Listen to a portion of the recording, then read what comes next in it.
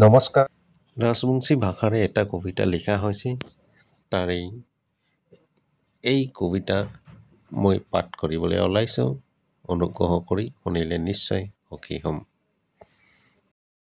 বিচুৱা। ৰাজবংশীৰ দেহাত লাগিছে বিচুৱাৰ হাৱা বাতাস। শিলে দলে উলিয়াই চেংৰা চিংৰি বুঢ়া বুঢ়ী আৰু আপা আপি।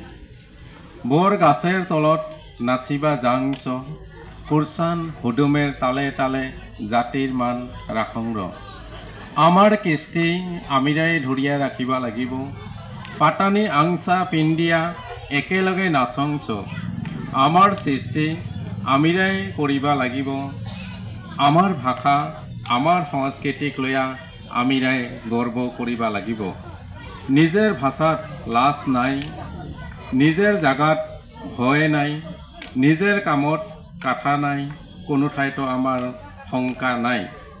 এইটাই আমার জাগা ভাই, আমিরা নহং ঠাই ঠাই। আয়রে আয় আউগিয়া আয়, এলা দাও কোঠার লয়া নহয়, কমতা মাওক বাছোৱাৰ জৈনে কলমটা হাতত লয়া আয়। ধন্যবাদ।